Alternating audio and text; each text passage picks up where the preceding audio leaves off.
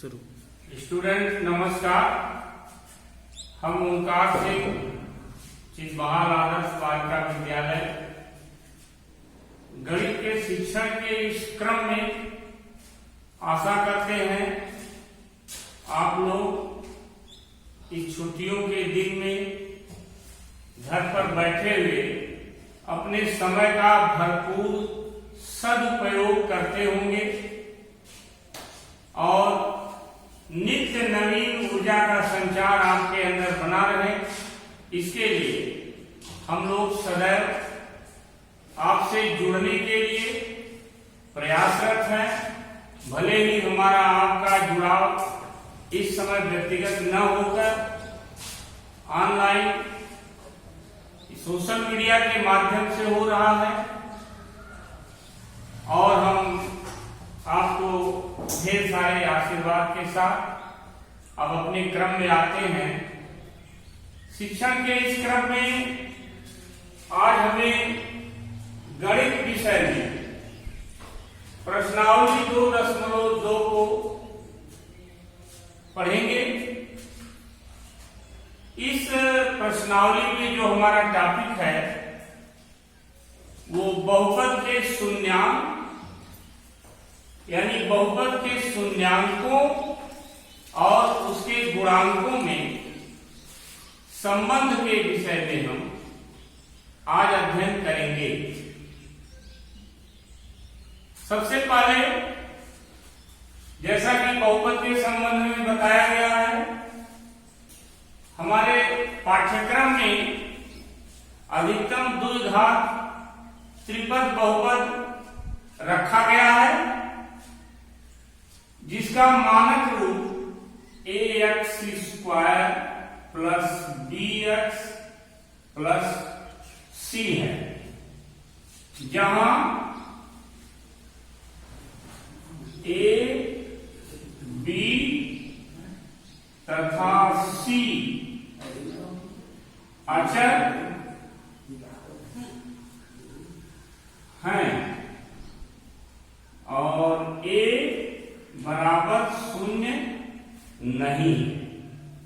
इस अर्थ को स्पष्ट करते हुए यदि a बराबर शून्य हो जाएगा तो यह बहुपद हमारा द्विघात का बहुपद नहीं रह जाएगा। इस संबंध में बहुपद की घात क्या है, उसको मानक रूप में कैसे लिखा जाता है और मानक रूप में लिखने के बाद हम ये डिसाइड करते हैं कि उसके शून्यांक उसके मैक्सिमम या अधिकतम घातों के बराबर होते हैं इत्यादि तथ्य आपको पिछले लेक्चर में विस्तार पूर्वक बताया जा चुका है। अब हम आते हैं एक मानक रूप में लिखे हुए द्विघात त्रिपद बहुपद में अधिकतम 3 पद हो सकते हैं, पद कम भी हो सकते हैं लेकिन ज्यादा नहीं हो सकते, या यदि कोई भी बहुपद द्विघात का हो सकता है 3 पदों में ना हो तो भी हम उसे 3 पदों में मानक रूप में लिख सकते हैं। जैसे एक सरल उदाहरण, हम यहां पर द्विघात का एक बहुपद पाते हैं। बहुपद की घात 2 है लेकिन पदों की संख्या केवल 2 है। यदि हमें आवश्यकता ये महसूस हो कि इसमें 3 पद मैं बनाऊं तो हम c के स्थान पर शून्य रख सकते हैं, अर्थात कंपेयर करें या तुलना करें तो c बराबर 0 होगा। यदि द्विघात बहुपद है, इस तरह से लिखा गया है तो हम देख रहे हैं कि 2 घात वाला पद है, यहां 0 घात वाला पद है, 1 घात वाला पद नहीं है और इसे हम त्रिपद में या 3 पद में लिखना चाहते हैं तो इस प्रकार लिख सकते हैं ax² प्लस 0 इंटू एक्स। अगर मैं आपसे पूछूं कि इस बहुपद में जो x का गुणांक जिसे हम b के रूप में लिखते हैं, तो आप कहेंगे कि b बराबर 0 है, इसलिए यह पद नहीं लिखा गया है। यदि मैं पद को दर्शाना चाहूं, दिखाना चाहूं, तो b के स्थान पर 0 रखकर इसके सारे पदों को प्रदर्शित कर सकता। अब आते हैं कुछ ऐसे उदाहरण में आते हैं, जैसे एक बहुपद हमने यहां लिख दिया है x square minus 7x plus 10, और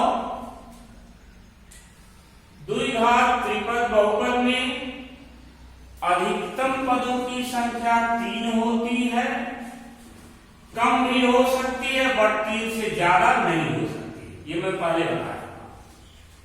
अब वो पद कौन कौन से होते हैं ये हम अच्छी तरह से समझ लें कि द्विघात चर की 2 घात वाला पद जिसका गुणांक 1, चर की 1 घात वाला पद जिसका गुणांक b है, और यहां चर की 0 घात है, जो समझने के लिए मैं लिखूं तो यहां x की पावर 0 है। और आप ये जानते हैं कि किसी भी संख्या की पावर 0 हो जाने पर उसका मान 1 हो जाता है, और जब 1 हो जाएगा तो 1 का गुणा c में करने पर केवल c आएगा। c एक अचर है, कांस्टेंट। अब तुलना करने पर हमें पाते हैं a बराबर क्या है, 1 है, b बराबर -7 है। ध्यान दीजिएगा, इसका शुद्ध रूप ये होगा जिसे हम x square minus 7x plus 10 के रूप में लिखते, और c बराबर 10 है। यहां पर जो हमारा टॉपिक है, आज हम इसी टॉपिक का अध्ययन करेंगे कि दिए गए द्विघात बहुपद में उसके शून्यांकों तथा गुणांकों में क्या संबंध होता है, इसको लेकर। जैसे यदि हम इस द्विघात बहुपद का शून्यांक ज्ञात करते हैं, तो गुणनखंड करने पर प्राप्त होने वाला जो गुणनखंड है, जब हम गुणनखंड की क्रिया करके और इस द्विघात बहुपद का शून्यांक प्राप्त करते हैं, तो यह गुणनखंड आप पिछली कक्षाओं में बहुत कर लिया है। x कॉमन लेने पर x माइनस 5 माइनस 2 कॉमन लेंगे, x minus 5, x minus 5, x minus 2, इसके 2 गुणनखंड प्राप्त होते हैं। द्विघात का बहुपद है तो एक घात वाले 2 गुणनखंड प्राप्त होंगे, अर्थात इसके 2 शून्यांक प्राप्त होंगे। और वो शून्यांक इस प्रकार लिखे हैं, लिखा जाएगा यदि x माइनस 5 बराबर 0 तब x बराबर 5, अर्थात इस द्विघात बहुपद का एक शून्यांक 5 है, यानी x के स्थान पर 5 को यदि हम प्रतिस्थापित करें तो बहुपद का मान 0 हो जाता है, ये पहले बताया है। इसी प्रकार यदि x माइनस 2 बराबर 0 तब x बराबर 2। अब इन शून्यांकों को हम संकेत के रूप में शून्यांकों को अल्फा और बीटा से व्यक्त करते हैं, यानी 2 घात बहुपद के यदि 2 शून्यांक हैं, एक शून्यांक को हम संकेत के रूप में अल्फा और दूसरे को बीटा से व्यक्त करते हैं। यदि शून्यांकों का योग, जिसे हम अल्फा प्लस बीटा, इसका अर्थ होगा शून्यांकों का योग, शून्यांकों का योग अल्फा प्लस बीटा। वास्तव में यदि हम जोड़ते हैं तो 5 प्लस 2 यानी शून्यांकों का योग 7 है। गुणांकों के रूप में हमें सूत्र के रूप में प्राप्त होता है -a/b, यानी कि हम ये कह सकते हैं -x का गुणांक बटे x² का गुणांक। इसी प्रकार शून्यांकों का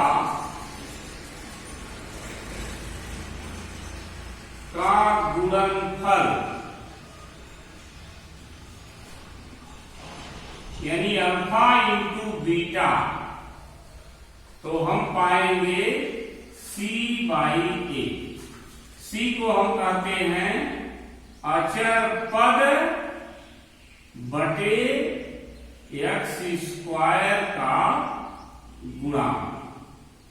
अब आज का हमारा टॉपिक है, इस पर हम एक्सरसाइज करेंगे और कुछ होमवर्क हम आपको लिख रहे हैं, और इसमें कुछ प्रश्न ऐसे होंगे जो सीधे सीधे आपको समझ में ना आए, उनको हम हिंट देकर आपके लिए एक इंपॉर्टेंट कुछ प्रश्नों का गृह कार्य देंगे। जैसे अब हम आ गए इस टॉपिक पर कि जो हम पढ़ने जा रहे हैं, दिए गए बहुपद के शून्यांक और गुणांकों में संबंध क्या है, जिसके आधार पर हम एक्सरसाइज से कुछ प्रश्न आपके होमवर्क के लिए उठाएंगे। अब यहां पर कुछ प्रश्न दिए गए हैं, जैसे हम बहुपद का शून्यांक प्राप्त करेंगे। प्राप्त किए गए शून्यांकों का योगफल और जो गुणांकों की सहायता से प्राप्त होने वाले शून्यांकों का योगफल वही आना चाहिए। यही जांच हम इस प्रश्नों में करने जा रहे हैं। जैसे प्रश्न नंबर 1 दिया है x² - 2x - 8।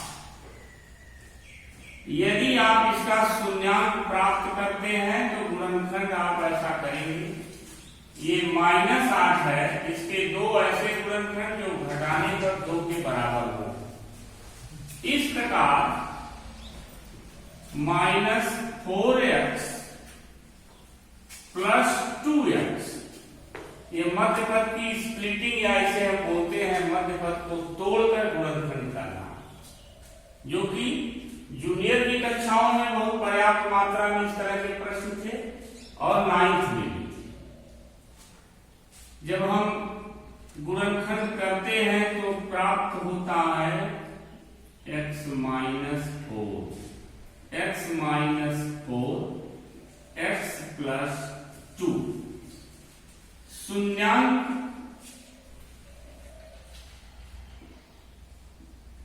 x बराबर 4 होगा, दूसरा शून्यांक x बराबर -2। हम इसको विस्तार पूर्वक लिखेंगे इस प्रकार से, यदि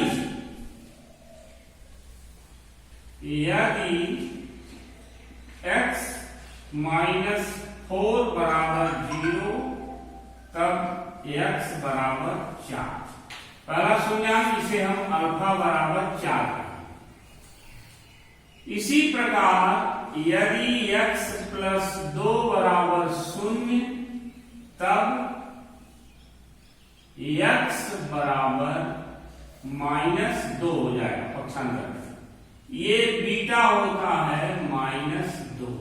इसके दो शून्यांक प्राप्त होते हैं, एक शून्यांक अल्फा 4 है और दूसरा बीटा है -2। अब हम इसमें संबंध को जांच करके सत्यापित करेंगे।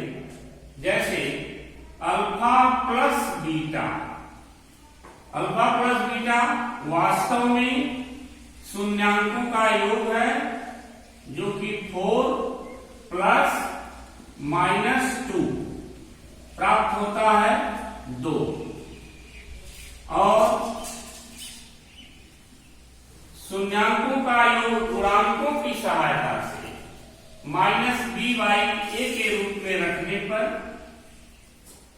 माइनस, अभी हमने बताया यहां b का मान क्या हो जाएगा, -2 बाई a का मान यहां 1 है, अर्थात 2। अतः जांच में यह पाया गया कि जो शून्यांक हम प्राप्त करके जोड़ते हैं उसका भी परिणाम वही आता है, और जो गुणांकों की सहायता से सूत्र से प्राप्त करते हैं वही परिणाम प्राप्त होता है। ये जांच हमारी सत्यापित होती है। अतः अल्फा प्लस बीटा बराबर -b/a। दूसरा है गुणनफल, शून्यांकों का गुणनफल, यानी अल्फा इंटू बीटा। तो शून्यांक जो हमारे प्राप्त हुए थे वो प्राप्त हुआ था 4 इंटू -2, यानी गुणनफल के रूप में हमें -8 प्राप्त होता है। यदि हम सूत्र की सहायता से c/a, शून्यांकों का गुणनफल, तो c का मान आप देख रहे हैं -8/a, वह भी -8 प्राप्त होगा। इस प्रकार आप दिए गए सारे प्रश्नों का शून्यांक प्राप्त करके उनके वास्तविक योग और गुणनफल को उनके गुणांकों की सहायता से प्राप्त होने वाले योग और गुणनफल को बराबर स्थापित करेंगे। इस प्रश्न का पर्याप्त उत्तर बनेगा। आज दिए गए गृह कार्य बहुत ही इंपॉर्टेंट है, आप ध्यान से इसको देखे होंगे, घर पर इसकी पुनरावृत्ति करेंगे या इससे संबंधित अन्य पुस्तकों से, अन्य संसाधनों से जो भी आपको प्रश्न प्राप्त होंगे उनका अभ्यास करने का प्रयास करेंगे, और भरपूर आशा उम्मीदों के साथ आपके अंदर एक नित्य नवीन ऊर्जा का संचार करते हुए पुनः आपको अगले टॉपिक और अगले एक्सरसाइज के साथ मिलेंगे। धन्यवाद, थैंक यू।